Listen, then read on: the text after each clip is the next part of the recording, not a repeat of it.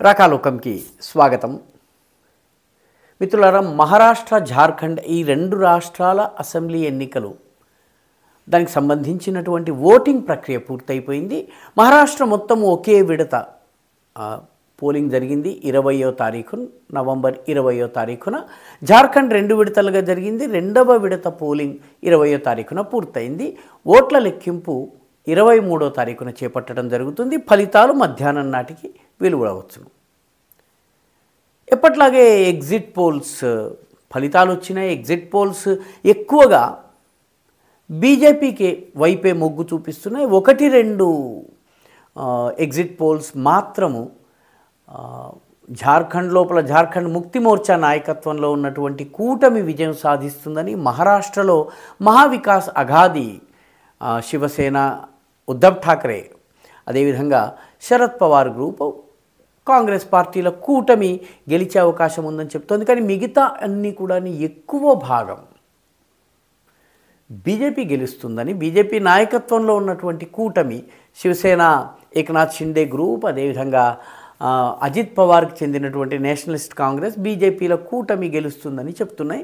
ఏదేమైనప్పటికీ కూడా exit polls exact poles కావు. ఇది పదే పదే నేను చెప్పేటటువంటి విషయము. 23న ఏ ఫలితాలు వస్తాయో అదే ఫైనల్.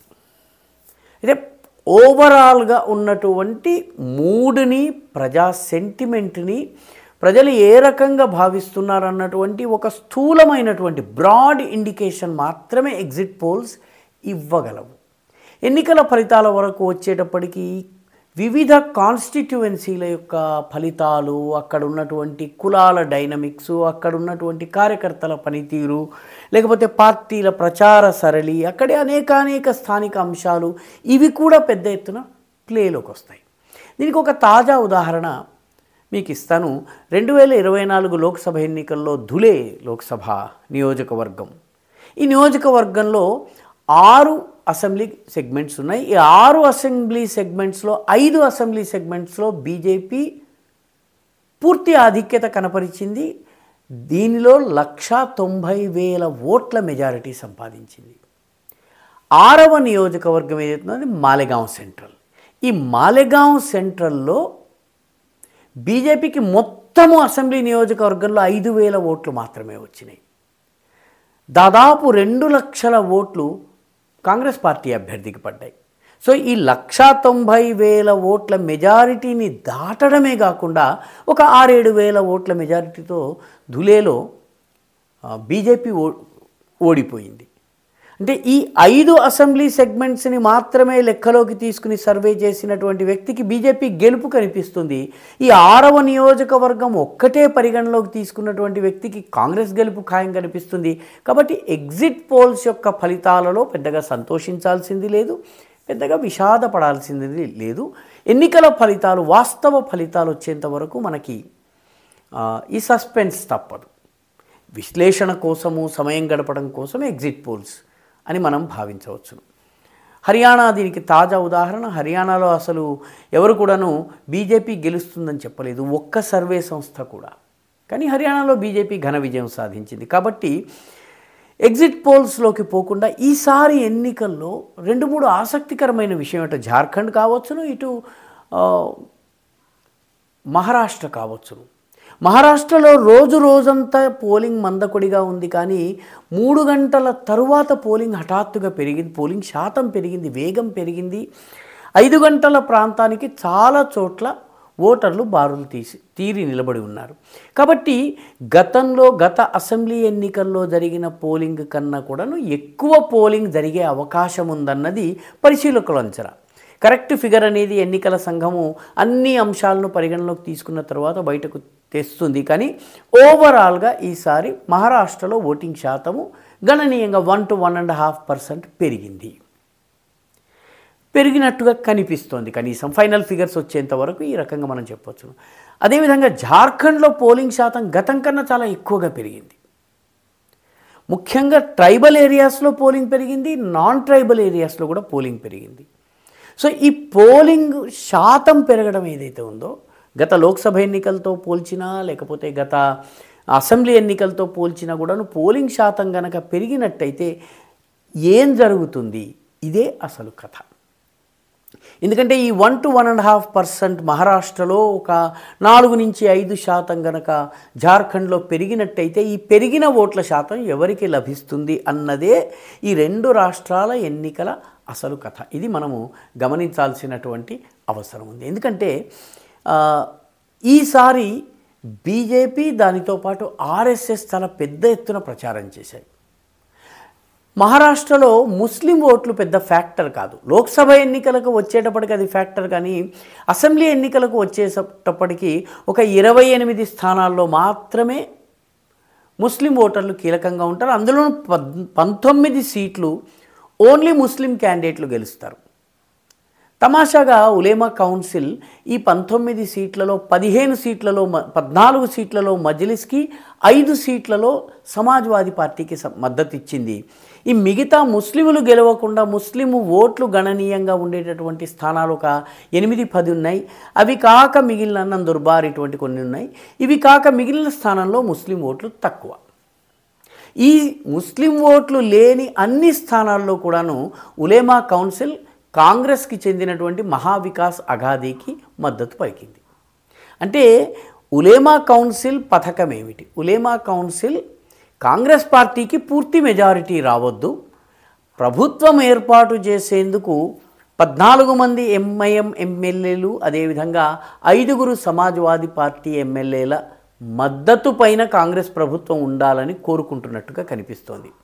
కాబట్టి ముస్లిమ్స్ ఈసారి తమకు బలం ఉన్నటువంటి చోట కాంగ్రెస్కి కాకుండా ఈ పార్టీలకు వేసే అవకాశం ఉంది అన్నది పోలింగ్ సరళిని చూసినట్టయితే ఎగ్జిట్ పోల్లో కాన్స్టిట్యుయెన్సీ వైజ్ అధ్యయనంలో ఇది బయటపడుతున్నటువంటి విషయం.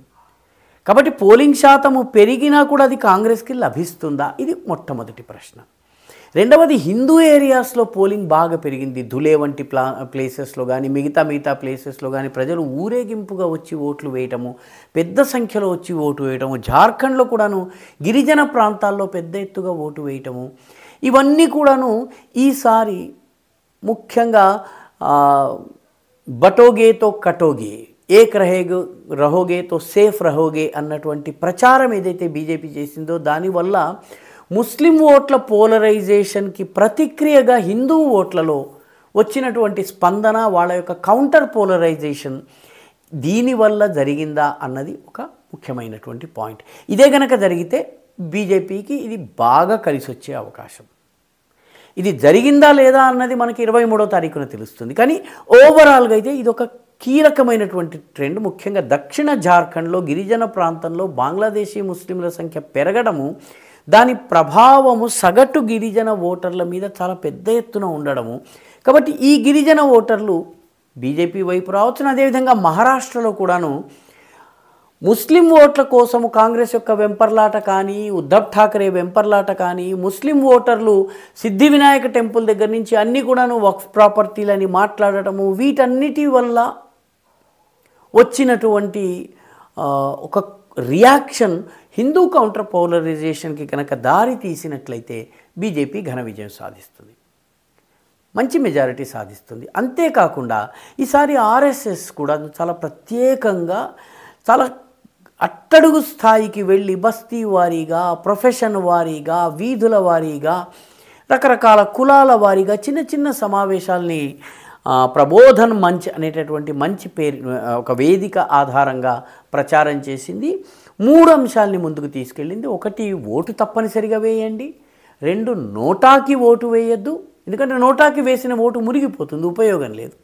3వది, అన్ని విషయాలను ఆలోచించి నచ్చిన పార్టీకి వేయండి, కానీ అన్ని విషయాల్ని ఆలోచించండి అని ఒక జాబితా ఇచ్చింది. సమాజంలో జరుగుతున్నటువంటి రకరకాల అంశాలు, కుహనా సెక్యులరిస్ట్ అంశాలు ఇవన్నీ కూడా చెప్పి దీని ప్రభావము చాలా పెద్ద ఎత్తున ఉందన్నది అక్కడ అధ్యయనం చేసిన వాళ్ళు కానీ, ఆ ప్రాంతంలో తిరిగిన వాళ్ళు కానీ చెప్తున్నటువంటిది. కాబట్టి ఇది గనక ఫలించినట్టయితే బీజేపీకి లాభం ఉంటుంది.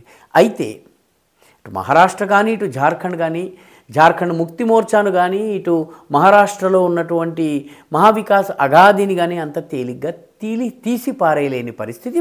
వేళ్ళునుకున్నటువంటి బలమైనటువంటి పార్టీలు వాటి కులాలలో కొన్ని కులాలలో వాటికి ప్రభావం ఉంది. కాబట్టి ఇవి ఏ మేరకు ప్లే అవుట్ అవుతాయన్నటువంటి అంశంపైనే మహావికాస్ అఘాదీ కావచ్చును, ఇండి కూటమి అని మనం బ్రాడ్గా చెప్పుకోవచ్చును, ఆ కూటమి పర్ఫార్మెన్స్ ఆధారపడి ఉంటుంది. కాబట్టి పెరిగిన ఓట్ల శాతము ఎవరికి లభిస్తుంది, ఏ పార్టీకి వెళుతుంది, ఇదొక ముఖ్యమైన అంశము. నాలుగవ అతి ముఖ్యమైనటువంటి అంశం ఏంటంటే, ఇటువంటి పరిస్థితుల్లో ఏ పార్టీకి అయితే ఆర్గనైజేషనల్ వ్యవస్థాగతమైనటువంటి బలం ఉందో, బూత్ లెవెల్ బలం ఉందో, ఏ పార్టీకి అయితే కార్యకర్తలు రోడ్డులో తిరిగి, వీధుల్లో తిరిగి ఓటర్లని మొబిలైజ్ చేస్తారో వాళ్ళకి ఎక్కువ లాభం కలుగుతుంది. కాబట్టి ఈ 4 అంశాలలోనే మహారాష్ట్ర, అదేవిధంగా జార్ఖండ్ రాష్ట్రాల ఉప ఎన్నికల అసలు కథ సాగుంది. దీంతోపాటు ఉత్తరప్రదేశ్లో 9 అసెంబ్లీ ఎన్నికలు, అదేవిధంగా వయనాడ్ ఎన్నిక, ఇవి కూడా చాలా ముఖ్యమైనది. వీటి గురించి 23వ తారీఖున మనం మాట్లాడుకుందాం.